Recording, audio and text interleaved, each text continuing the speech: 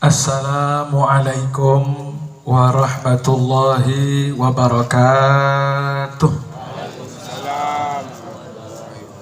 Innal hamdalillah nahmaduhu wa nasta'inuhu wa nastaghfiruh wa na'udzu billahi min shururi anfusina wa min sayyiati a'malina. May yahdihillahu fala mudilla lahu wa may yudlil fala hadiyalah. Allahumma salli wa sallim wa barik ala sayyidina wa habibina wa qurrati a'yunina wa tabibi qulubina Muhammad miftahi babi rahmatillah adada ma fi ilmillah salatan wa salaman daimaini bidawami mulkillah wa ala alihi wa sahbihi wa mawalah wa la hawla wa la quwwata illa billah. Rabbi shrah li sadri wa yassir li amri wahlul 'uqdatam min lisani yafqahu qawli. Allahumma la sahla illa ma ja'altahu sahla wa anta taj'alul hazna idza syi'ta sahla. Allahumma sahhil lana hifdzal 'ulum wa hab lana wasi'al fuhum bi jahin nabiyil ma'sum wa alihi wa sahbihi ajma'in, amma ba'du. Para habaib, para kiai, para alim ulama, para asatid, wabil khusus kepada Al-Mukarram wal-Muhtaram Sayyidil Am Al-Syekh Kiai Haji Abdullah Aslam, yang mudah-mudahan Allah berikan panjang umur, sehat walafiat, dan juga putra beliau Al-Ustadz Imdad Ali Kiai Haji Muhammad Nizam Nazim Kiai Haji Kiai Ahmad Ghazali, yang mudah-mudahan seluruh guru-guru kita dan juga tamu kita Al-Habib Mustafa Al-Khirid insyaallah diberikan panjang umur, sehat walafiat, selalu dijaga dalam lindungan Allah Subhanahu wa taala, dan juga kita mendapatkan kebarokahan beliau, barokah ilmu beliau, guru-guru beliau sampai kepada Nabi Muhammad sallallahu alaihi wasallam. Amin amin ya rabbal.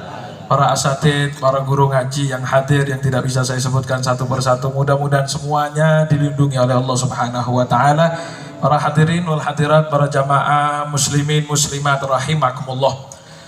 Syukur kehadirat Allah Subhanahu wa taala, malam hari ini kita bisa dikumpulkan hadir oleh Allah Subhanahu wa taala. Alhamdulillah, untuk bisa hadir melangkahkan kaki kita menuju tempat-tempat yang diridhai oleh Allah Subhanahu wa taala. Kita berdoa, kita berharap mudah-mudahan barokah majelis yang kita adakan pada malam hari ini, insyaallah segala hajat kita, hajat kula panjenengan insyaallah dikabulkan kali Gusti Allah. Mudah-mudahan segala dosa kita diampuni oleh Allah Subhanahu wa taala. Niki Jawi medunten. Jawi enten? Madura betul? Inggris? Inggris lemot? Ladies and gentlemen, do you understand? Yes. Toh. Sallallahu alaihi bahasa Indonesia mawon pun nggih. Mudah-mudahan jadi ilmu yang manfaat, mudah-mudahan jadi ilmu yang barokah. Kita berdoa hadirin rahimakumullah, barokah seluruh yang kita laksanakan pada malam hari ini, barokah sholawat, barokah majelis taklim, barokah guru-guru kita. Insya Allah seluruh yang punya masalah, insya Allah diselesaikan masalahnya oleh Allah. Yang punya urusan-urusan digampangkan selesai urusannya. Yang duwe utang-utang mudah-mudahan gampang lunas. Tambah banter sampai ngomong amin waya utang. Waktu nak dosa amin, utang amin, dan teman. Sallallahu alaihi Muhammad. Dan yang terpenting hadirin rahimakumullah, barangkali di antara kita ada yang punya penyakit, sakit-sakit, mudah-mudahan disembuhkan, diangkat penyakitnya oleh Allah. Yang terpenting lagi penyakit hati kita mudah-mudahan diangkat, disembuhkan oleh Allah Subhanahu wa taala, sehingga ketika Allah Subhanahu wa taala berfirman illa man atallaha biqalbin salim, kita termasuk yang atallaha biqalbin salim. Amin amin ya rabbal. Dan juga mudah-mudahan Islam kita, iman kita, mahabbah kita kepada para alim ulama, kepada para masyayikh, kepada para habaib, kepada Rasulullah SAW khususnya, mudah-mudahan dijaga sampai akhir hayat kita, detik hembusan nafas kita terakhir. Mudah-mudahan kita tutup dalam keadaan husnul ya Allah biha monggo biha ya Allah nil khatimah ya Allah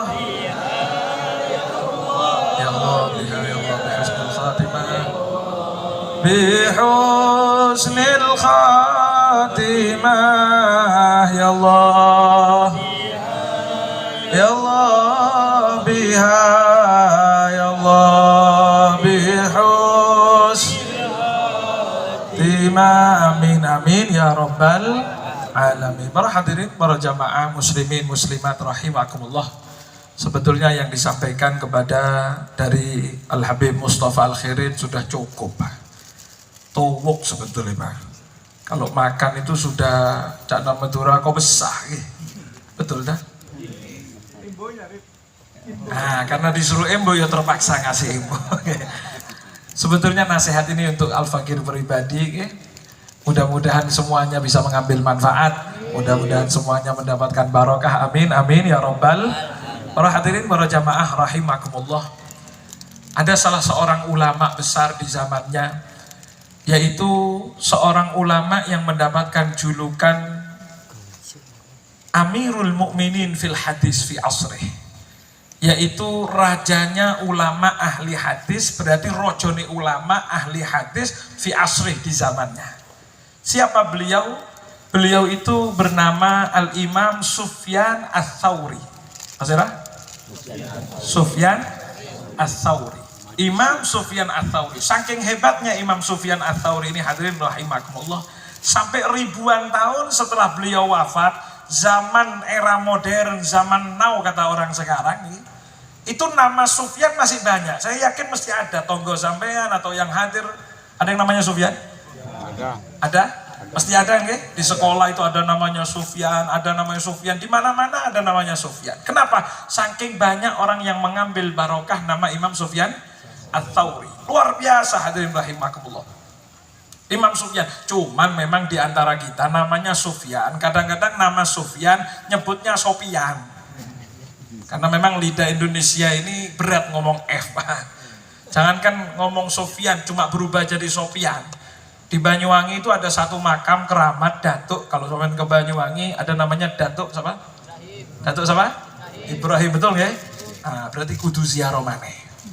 Kenapa? Karena nama beliau itu kalau sampean mau masuk gerbang jelas makam keramat Datuk Abdurrahim.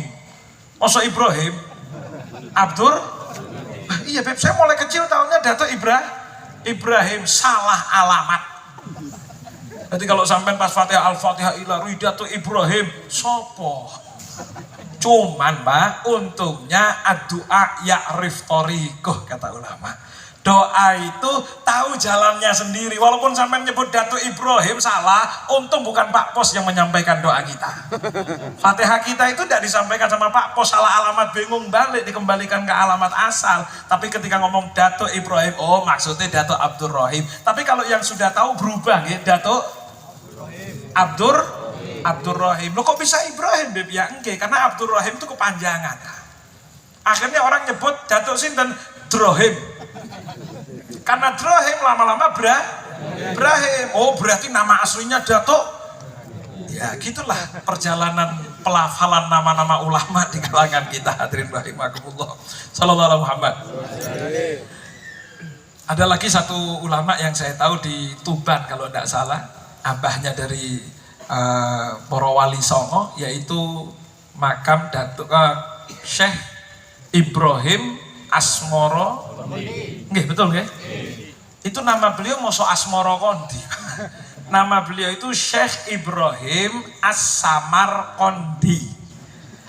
Asalnya sebelum dakwah ke Indonesia, beliau itu dakwahnya menetap di Samarkand.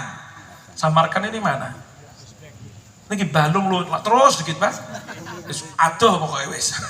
Jauh Samarkand. Karena beliau lama menetap di Samarkand, ditambah ya, namanya ya nisbah. Ya nisbah itu kalau sampai dari mana ditambah ya nisbah berarti asalnya dari sana. Karena dari Samarkand jadinya Samarkondi. Kalau sampai ditanya dalam bahasa Arab asli mana? Asli Jember berarti Al Jember. Tidak usah tanya dari mana lagi, sudah Al Jemberi berarti asli Jember. Dari mana, Beb? Syekh Muhammad Nawawi dari Banten. Tidak perlu ngomong beliau dari Banten, langsung Syekh Muhammad Nawawi Al-Banteni. Dari mana? Dari Ambulu Bulu ya mas, Al-Ambalawi. Ya lah. Yang bingung ini kalau orang Banyuwangi. Al-Banyuwang. Sudah idgham bi gunnah. Yang repot kalau orang Jakarta. Hati-hati. Al-Betawi. Karena kalau Jakarta ditambahi bahaya. Al-Betawi, betul nggak? Makanya kiai-kiai para alim ulama tidak menyebut Al-Jakarta tambahi ya. Tapi Al-Betawi karena beliau itu karena di Jakarta dulunya dinamakan Betawi. Sekali itu ngomong. Hadirin rahimakumullah. Syekh Imam Sufyan Ats-Tsauri ini dikatakan beliau itu Amirul Mukminin. Luar biasa alim. Ternyata di banyak kitab disebutkan, di antaranya di kitab Ad-Da'watut Tammah karya Imam Abdullah bin Alwi Al-Haddad. Di antaranya juga disebutkan dalam kitab Al-Jawahirul Lu'lu'iyah. Syarah Al-Imam An-Nawawi, kitabnya Al-Arba'in An-Nawawiyah. Beliau ini dikatakan zara ila baitil Imam Ja'far As-Shadiq. Ternyata sekelas ulama Imam Sufyan Ats-Tsauri yang jadi rajanya ulama. Onjak nama itu ratona ulama ini Pak, sudah jadi ulama alim kelas berat. Bukan, kalau mohon maaf dengan tanpa mengurangi rasa hormat, ulama-ulama sekarang ini kalau dibandingkan dengan ulama dulu ya jauh luar biasa. Makanya kita ini tidak mengandalkan pikiran kita, tapi kita taklid kepada madhab-madhabnya ulama. Walaupun beliau yang cerdas-cerdas menurut kita itu pun masih merasa perlu taklid. Imam Syafi'i, makanya madhab Syafi'i yang ikut sama Imam Malik karena tahu beliau itu imam mujtahid, ikut madhab Maliki. Lah ada anak kemarin sore burung mondok 2 tahun, 3 tahun, saya kembali ke Al-Quran dan As-Sunnah. Karepmu. Mohon maaf ya, bukan berarti tidak boleh, boleh, tapi kalau paham ilmunya. Kalau tidak paham ilmunya, bukan Al-Qur'annya yang salah, yang memahami yang salah. Contoh kalau saya mau logikakan sedikit ini, Beb, saya mau minum dari gelas. Ada orang bilang, saya tidak mau pakai gelas, langsung nang galon. Langsung minum dari galon. Boleh? Boleh kalau kuat. Kalau tidak kuat, minum pakai gelas. Loh, gelas itu diambil dari mana? Ya galon juga. Kalau saya tidak kuat minum dari galon, pakai gelas. Saya mau tanya, yang minum dari gelas berarti minum galon apa enggak? Ya sama. Orang yang ngikut Imam Syafi'i berarti ngikut Al-Quran As-Sunnah apa pembuatan? Ya sama. Nah kalau sampai bisa monggo, kalau enggak bisa bahaya Pak.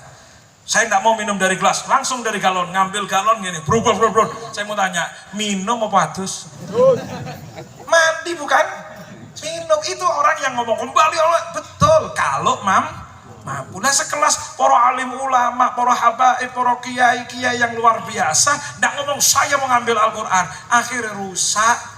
Makanya zaman sekarang kalau mau ikut pegangan para alim ulama, cari guru yang terus bersambung ke gurunya, sampai kepada Nabi Muhammad Sallallahu Alaihi Muhammad.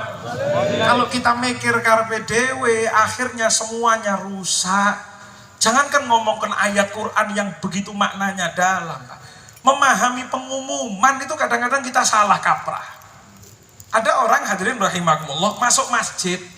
Ketika masuk masjid main HP. Bunyi HP-nya game, main HP game. Terus ditegur sama takmir, Pak, mohon maaf, tidak boleh main HP di dalam masjid, jangan mengganggu ketenangan jamaah. Kan jenengan sudah lihat itu ada gambar HP, kotak, kemudian silang. Katanya orang itu, saya lihat. Lah kalau lihat kok tetap main HP? Itu kan HP-nya sampai lihat, ada nomor-nomornya, ada 1, 2, 3. HP saya Android, gak ada nomornya. Berarti yang dilarang adalah yang punya nomor. Kalau yang ini dilarang apa enggak? Nah, kelihatan betul kan, Tapi padahal ngawur, mosok salah dok. Nah itulah kalau ndak ikut sama penilaian ulama-ulama di dalam memahami Al-Quran dan hadis. Paling enak manut, mari wis. Sudah selesai manut saja. Kenapa? Karena sekelas Imam Sufyan Ats-Tsauri itu masih belajar lagi, masih sowan lagi ke para alim ulama. Dan ternyata disebutkan dalam kitab tersebut, Imam Sufyan Ats-Tsauri ini hadirin rahimakumullah sowan. Kenapa sowan? Cara betulan apa? Habis ziarah ke rumahnya Imam Ja'far As-Shadiq. Imam Ja'far As-Shadiq ini hadirin rahimakumullah kompoya Kanjeng Nabi, cucunya Kanjeng Nabi generasi keempat. Karena Imam Ja'far As-Shadiq bin Muhammadil Baqir bin Ali Zainal Abidin Ibnil Husain, putranya Siti Fatimah, berarti generasi keempat. Sampai di rumahnya Imam Ja'far As-Shadiq, hadirin rahimakumullah, beliau itu mengatakan begini, dalam kitab itu disebutkan, ausini, saya minta nasihat, tolong wasiati saya. Sebelum saya mau bahas wasiatnya, beliau sekelas Sultanul Ilim, sekelas Amirul Mukminin Ratona ulama, sekelas Rojone ulama, ternyata memberi pelajaran besar pada kita, Pak. Apa pelajaran yang bisa diambil? Sebelum saya ngomong nasihatnya, sudah gak bahas nasihat, wis ngomong beliau datang, itu sudah hebat sudah.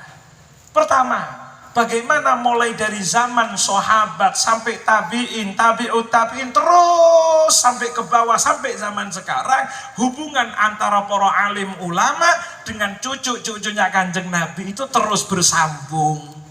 Betul? Mulai dari sahabat Zaid bin Thabit yang ketemu Sayyidina Abdullah bin Abbas, saling cium tangan. Kemudian ketika ditanya, kenapa kamu cium tangan saya? Kata Sayyidina Zaid bin Thabit, beliau mengatakan, hakada umirna bihtirami ahli baiti nabiyina, beginilah saya diajarkan untuk hormat kepada keluarganya Kanjeng Nabi. Begini, akhirnya beliau ambil tangannya, cium juga. Loh, jangan dicium. Hakada umirna bihtirami ulamaina. Begini loh, saya diajarkan hormat sama ulama-ulama begitu. Dan itu terjaga sampai sekarang, betul? Jadi kalau ada orang yang ngomong macam-macam, wis ojo dirungokno. Biarkan saja. Dari zaman Nabi sudah ada yang begitu-begitu, Pak. Siap ya? Nah kalau Imam Sufyan Ats-Tsauri masih mau sowan kepada Imam Ja'far As-Shadiq, bagaimana saya panjenengan yang jangankan untuk dikatakan ulama, apalagi rajanya ulama, diomong santri itu tidak pantas, Pak.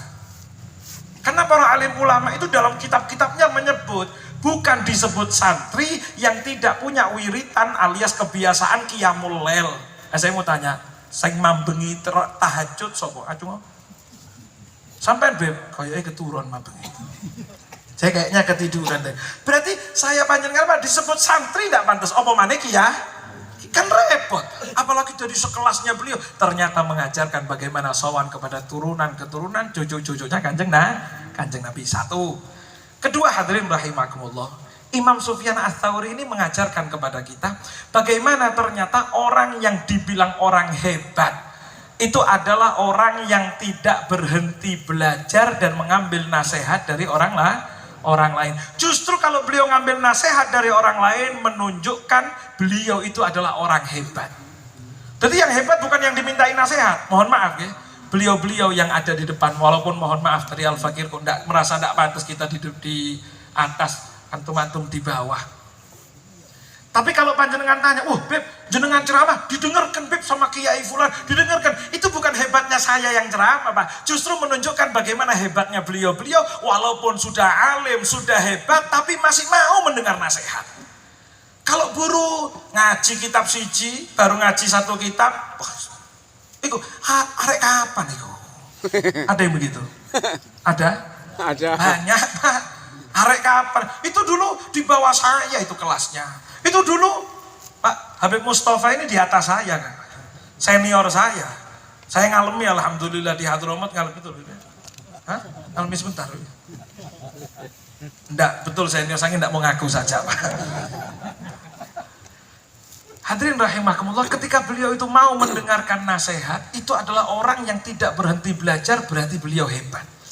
Pulang mondok sudah enggak hadir pengajian. Kalau diundang pengajian buru hadir. Suruh ceramah baru hadir. Tapi kalau ada majelis-majelis dan dia kosong, tidak mau hadir ke lainnya, itu bukan orang hebat, Pak. Karena orang hebat adalah orang yang belajar minal mahdi ilal lahdi, mulai dari timangan, mulai dari kandungan bahkan sampai ke liang lahat, terus belajar tidak berhenti. Dua. Singkat saja, Pak, karena terlalu malam nanti ini. Siap ya? Siap. Betul apa? Sampai 11:30 ya? Saya yang tidak siap. Sallallahu alaihi Muhammad. Yang ketiga, hadirin rahimakumullah, orang alim yang sesungguhnya alim adalah orang yang mau mengambil ilmu dari siapapun lisan ilmu itu keluar.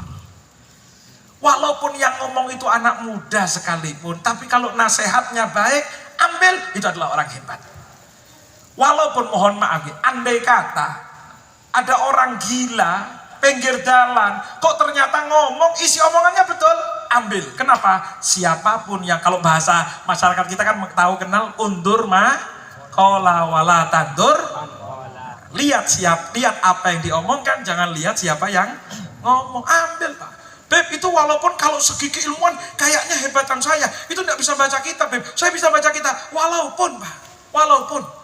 Karena orang hebat itu mengambil ilmu dari siapapun. Karena terkadang dalam ulama mengatakan yujadu fil nahri mala yujadu fil bahri.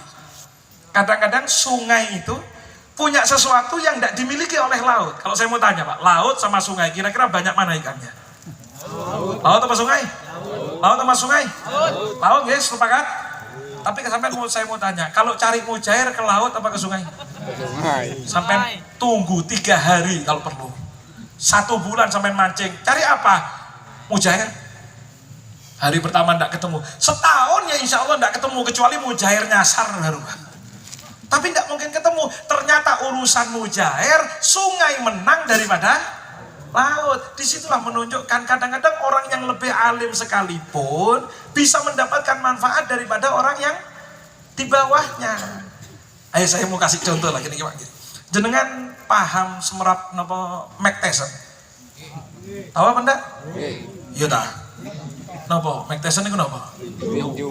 Hah? Petinju. Pemain tenis. Petinju nggih. Petinju luar biasa. Kita ini kadang-kadang Pak, dulu kalau lihat Mike Tyson, nunggunya sama mainnya lebih lama nunggunya. Betul nggih?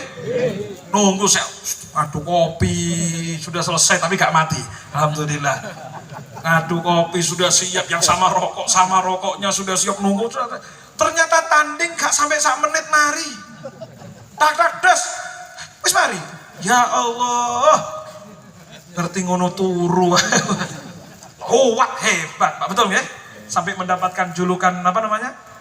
Si leher beton. Si leher beton. Wah, hebat Pak. Saya tidak pernah pas. Lebih hebat pokoknya, top, luar biasa si leher beton.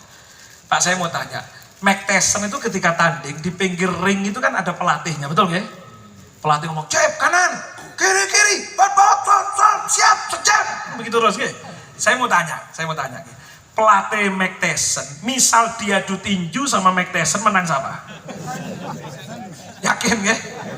Yakin betul? Mike Tyson sama pelatih yang tadi ngajari kanan, cep, hook, cep, kiri, sikat. Kadang-kadang itu pas waktu ronde pertama minggir itu Pak, dikeplak. Pak, ngamuk dulu api. Ya betul nggih? Saya mau tanya, Mike Tyson sama pelatih menang siapa? Tapi kok mau diajari? Kok mau diajari Pak?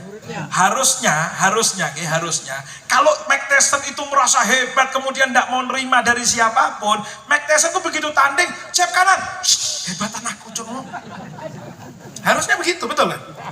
Hebatan Mike Tyson jelas Pak. Saya yakin pelatihnya kalau mau diadu tidak mungkin berani kabur. Pemane wis tuwek. Betul? Tapi karena Mike Tyson itu adalah orang pinter dalam dunia tinju, tapi ini nggih. Pinter dalam dunia tinju dan tahu pengembangan ilmu, manfaat ilmunya, hebatnya akan semakin hebat ketika mendengar nasihat walaupun dari orang yang di bawahnya. Terima, tambah hebat. Jab kanan. Tidak tahu Mike Tyson dong, jab kanan, kiri ae. Enggak Pak.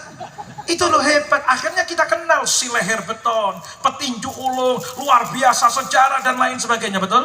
Atau kalau mungkin anak-anak lebih muda tidak paham Mike Tyson, siapa sing hebat main bola? Ronaldo lah? Messi, ya siapa lah? Saya mau tanya, pelatih Messi siapa?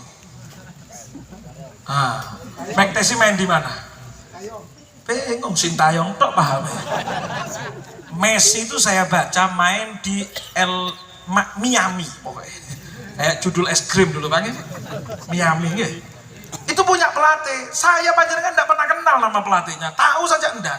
Tapi ternyata yang kita tahu Messi itu pesepak bola hebat yang kalau pelatihnya ngomong ya nurut. Padahal hebatan Messi kalau dianding, golnya lebih hebat, perjalanan karirnya berapa piala, Ballon d'Or atau apalah namanya, hebat, menang banyak. Tapi saya tidak pernah lihat Messi diganti, titit, nomor 10 Messi diganti, lebih hebat macam diatur. Enggak Pak, tetap diatur, iya, serang dari sini, iya. makalah jadi hebat. Jadi malam hari ini kita belajar dari Mike Tyson dan Lionel Messi. Sallallahu alaihi Muhammad. Lah kita ambil pelajarannya walaupun itu bukan orang Islam, tapi pelajarannya ojo selebrasi ini toh. Aku no sur. Sallallahu alaihi Muhammad. Itulah orang hebat. Betul nggak? Jadi walaupun anak muda yang ngasih tahu kita, maka terima nasihatnya, maka kita jadi orang yang semakin baik. Sallallahu alaihi Muhammad. Tapi penyakitnya mohon maaf, penyakitnya kita ini Pak. Kalau yang ngomong lebih muda, tidak terima. Anaknya pulang dari mondok, bapaknya lebih tua jauh jelas, bapaknya sepuh sudah tua atau bapaknya jelas anaknya kan. Bapak ibunya minum tangan kiri, betul apa salah? Minum tangan kiri betul atau salah?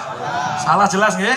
Kanjeng Nabi mengatakan samillah wakul biyaminik, baca bismillah, nyebut bismillah, kemudian makan minum tangan kanan. Kadang-kadang majlisan semangat, tetap kerungu ceramah. Ya iki majlis mulai mau, tapi ternyata tangan kiri salah. Oh, ketika minum salah, anaknya yang mondok ngelihat bapaknya, Pak, ngapunten Pak, kata Ustadz saya, Kanjeng Nabi ini ku ngajari makan minum tangan. Cili-cili ngajari wong tua. Betul? Yang terjadi begitu kan? Akhirnya orang tuanya ndak belajar, anaknya patah semangat ngomong dakwanya. Orang tuanya ndak selesai sampai mati tingon kiri. Kadang-kadang saya ngomong, lek bapak ada tangan kiwon te opo? Ya Allah, siapapun yang ngasih nasihat, selama nasihatnya disampaikan dengan baik, terima. Kalau nasihatnya disampaikan caranya salah, amu ono. Tapi terima nasihatnya. Misal ada anak mondok, pulang mondok ngomong ke bapak, minum tangan kiri, anak ngomong, Pak sampean ki wis tuwek ya goblok. Mohon maaf nih. Andai kata ada yang gitu, sampean kampleng nggak apa-apa. Tapi tangannya ganti tangan kah? Karena menyampaikannya enggak betul, nasihatnya betul, caranya ngomongnya salah, ngamu ono, kampleng kan enggak apa-apa. Tapi nasihatnya terima. Lalu kalau ngomongnya apa? Ngapunten Pak, mohon maaf Pak, terima Pak. Apalagi yang kecil, yang muda menyampaikannya dengan pakai taktik lebih bagus. Bagus tambah. Pulang ke rumah lihat mbaknya ndak kudungan, terus ngomong gini, Mbak, tadi saya ketemu wong ayu Mbak. Terus kudungan ayu, ternyata wong kudungan ambek gak kudungan ku ayuan sing kudungan. Iya ta? Yo makane ta sampean kudungan no, Mbak. Ya Allah, terus akhirnya berubah. Bagus. Sayyidina Hasan, Sayyidina Husain begitu, Pak. Sayyidina Hasan, Sayyidina Husain itu pernah satu waktu melewati tempat wuduknya masjid. Ada satu orang tua, wuduknya salah-salah. Wuduknya ngawur wuduk. Sakene muka sakene tangan ndak sampai siku-siku. Akhirnya Sayyidina Hasan, Sayyidina Husain langsung marani. Didatangi orang tersebut bilang begini, Pak, mohon maaf, saya Hasan, adik saya ini Husain baru belajar wudhu. Padahal sudah belajar lama, Pak. Sudah belajar lama dari ayahnya Sayyidina Ali, dari Kanjeng Nabi, lihat langsung wudhu bagus. Ngomong begini, Pak, saya baru belajar wudhu. Coba jenengan jadi juri, jenengan jadi juri. Oke, ayo. Wudhu Sayyidina Hasan sempurna, sunnah-sunnah kabeh. Wudhunya sempurna, umurnya sempurna seluruhnya. Habis Sayyidina Hasan, Sayyidina Husain maju wudhu luar biasa, wudhu dengan sunnah-sunnahnya. Selesai Sayyidina Hasan, Sayyidina Husain wudhu, Sayyidina Hasan tanya, Pak, kira-kira yang wudhunya kurang pas sopo iki? Akhirnya wong tua ngomong, enggak tepak aku. Ayo saya ajari saya. Akhirnya orang tua itu mendapatkan pelajaran, belajar langsung dari Sayyidina Hasan, Sayyidina Husain yang masih sangat muda sekali, Pak. Kenapa? Menyampaikannya baik. Andai kata, mohon maaf nih bahasa kasar, nggih. Andai kata Sayyidina Hasan, Sayyidina Husain kelihatan orang wudhu ndak betul, terus datang, Pak tuwek gak iso wudhu. Kira-kira saya tanya, belajar mengampleng moro-moro itu? Ngampleng. Jadi kalau jenengan punya nasihat, sampaikan baik. Kalau jenengan yang dikasih nasihat, maka terima nasihatnya dari siapapun. Nah, Sayyidina Imam Sufyan Ats-Tsauri, ini hadirin rahimakumullah, beliau itu langsung minta nasihat kepada Imam Ja'far As-Shadiq. Ternyata kemudian diberikan beberapa nasihat, kuncinya hidup. Lanjut? Atau lanjutkan insya Allah pertemuan-pertemuan berikutnya. Sallallahu alaihi Muhammad. Lanjut, Di sini ada 6 nasihat, Pak. Siap? Setiap nasihat setengah jam penjelasannya. Berarti 3 jam ke depan. 10, 11, 12, 1. Siap? Ngelai, Pak. Sahur. Sallallahu alaihi Muhammad. Lanjut ya. Saya sebutkan 1 atau 2 saja, guys. Sallallahu alaihi Muhammad. Kalau penasaran yang ngundang maneh. Imam Sufyan Ats-Tsauri itu dikasih nasihat begini, Pak. Yang pertama, 1 atau 2 saja. Beliau mengatakan begini, kata Imam Ja'far As-Shadiq. Ini kuncinya hidup ternyata. Idza an'amallahu 'alaika bi ni'matin fa ahbabta baqa'aha fa aktsir minal hamdi wasyukri lillah. Qala Allah Ta'ala fi kitabihil karim la in syakartum la azidannakum wa la in kafartum inna adzabi lasyadid. Beliau mengatakan begini, kalau kamu punya nikmat yang diberikan oleh Allah, dan nikmat itu bukan harus uang. Tadi beliau sudah sampaikan, nikmat itu tidak harus gak duit. Oh, gak dikai nikmat, kata siapa? Saya panjenengan itu bangun bisa melek mata itu nikmat, betul? Bangun bisa apa lagi ngulet, Napa cak nama Madura, Pak? Hah? Ya itulah. Saya tidak bisa bahasa Madura ini, Pak. Dulu almarhum kakak saya almarhum Habib Hashim itu sampai ngomong, saya belajar Madura. Sampai kamu itu harus bisa ngomong bedena beda. Sampai sekarang tidak bisa. Apa artinya itu? Pokoknya ada tempatnya beda pecah ya. Iya itulah kalau mau Madura Habib Mustafa saja nanti nggih. Sallallahu alaihi Muhammad. Ketunti mau. Tutunti, Pak. Idza an'amallahu 'alaika bini, bukan hanya uang saja. Melek itu bisa nikmat. Ada orang yang baru melek stroke. Tangi turu stroke. Ada orang yang baru melek malam tidur dengan nikmat, sama istri di sampingnya, anak-anaknya di kamar, nikmat tidurnya, tangi-tangi nang akhirat. Pindah alam sudah, Pak. Ya kan nang akhirat, nang kuburan. Malam sudah tidur dengan nyenyak, pagi sudah pindah alam ke kuburan. Berarti ternyata bangun bisa melek, bisa ngulet nikmat. Kita ngelihat anak-anak kita walaupun mungkin nakal, tamu sudah luar biasa, nakal anak saya. Itu nikmat dari Allah. Berapa banyak orang yang di luar sana sampai lihat ke rumah sakit, ini berobat ini. Kenapa, Pak? 10 tahun saya nikah belum dikasih keturunan. Jadi ternyata anak kita yang nakal itu idaman orang yang belum punya anak. Nikmat apa betul? Nikmat. Saya panjenengan bisa punya waktu tenang-tenang. Duduk di rumah rokokan, bisa pengajian di majelis taklim, bisa kumpul keluarga, nikmat apa betul? Walaupun tak kadang-kadang lihat kantong tuh gak duit tuh. Tapi ternyata lihat istri bisa senyum, anak-anak mainan dengan rapi, dengan bagus. Beliau tadi kan mengatakan 185 juta. Daftar bisa itu, 185 juta, tapi untuk sekedar duduk sama anaknya enggak bisa. Ternyata 185 juta, tadi tak korupsi 5 juta ini, 185 juta tidak membawa nikmat kumpul keluarga, betul? Berarti jenengan yang masih bisa leye-leye, tenang, ngantuk angop sik turu maneh 15 menit, nikmat. Apa kata Imam Ja'far As-Shadiq? Kalau panjenengan dikasih nikmat oleh Allah, kepengen nikmat itu tadi tidak sampai dicabut oleh Allah.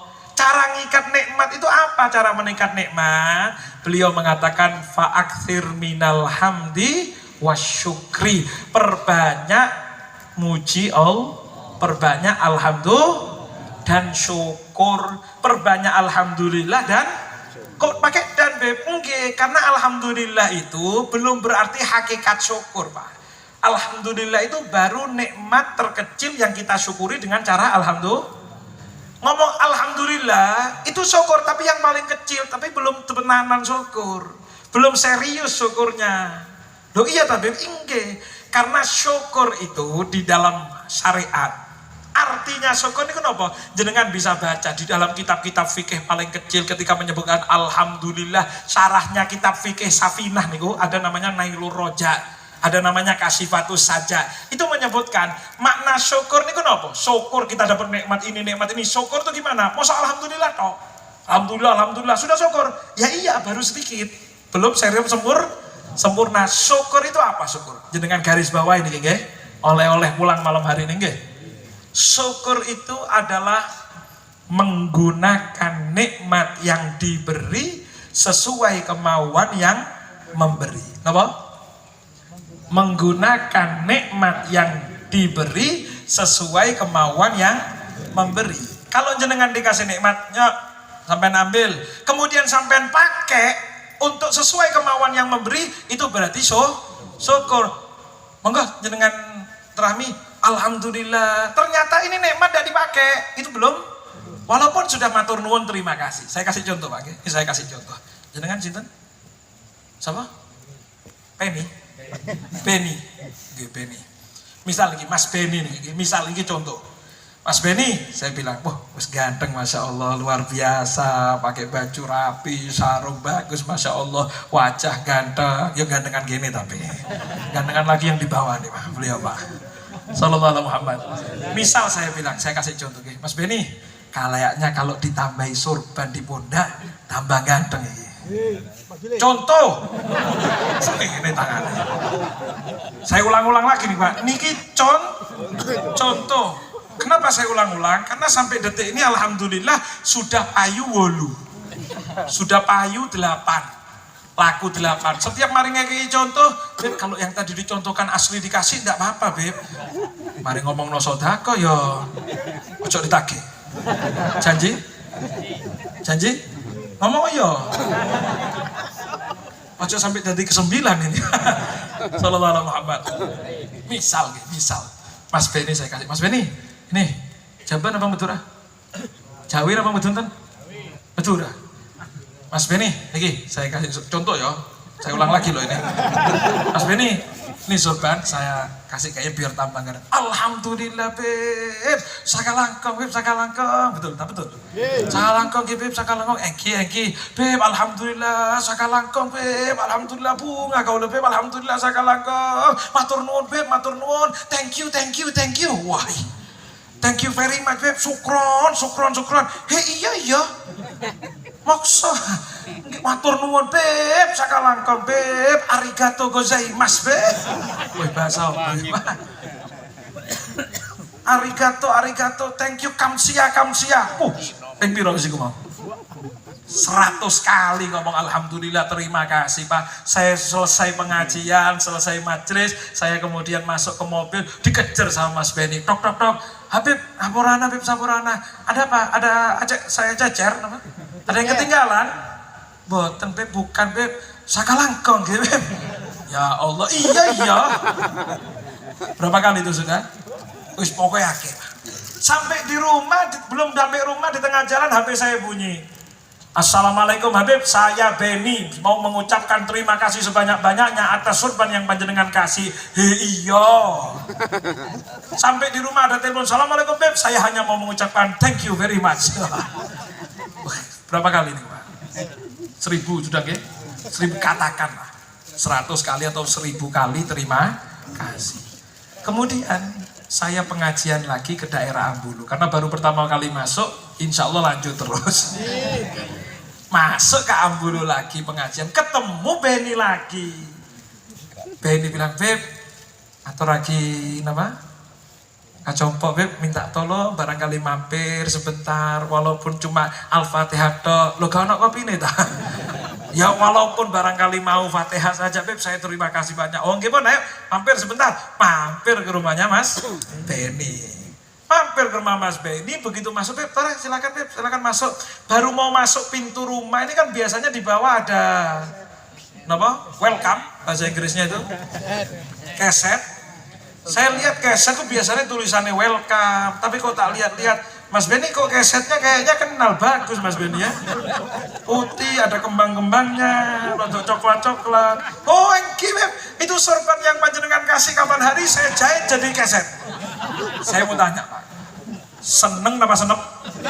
Hah? Kalau sampai jadi saya seneng apa senep? Senep pasti Pak. Gimana sorban? Biasa sampai di sini jadi keset. Saya mau tanya, kira-kira mesem napa? Betul?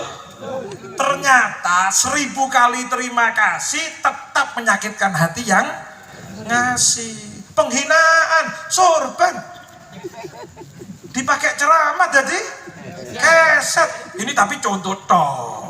Ini saya tidak yakin, insya Allah tambah luar biasa. Sallallahu alaihi Muhammad. Pakai sorban jadi keset, mangkel saya yang ngasih, betul? 1, 2, contoh.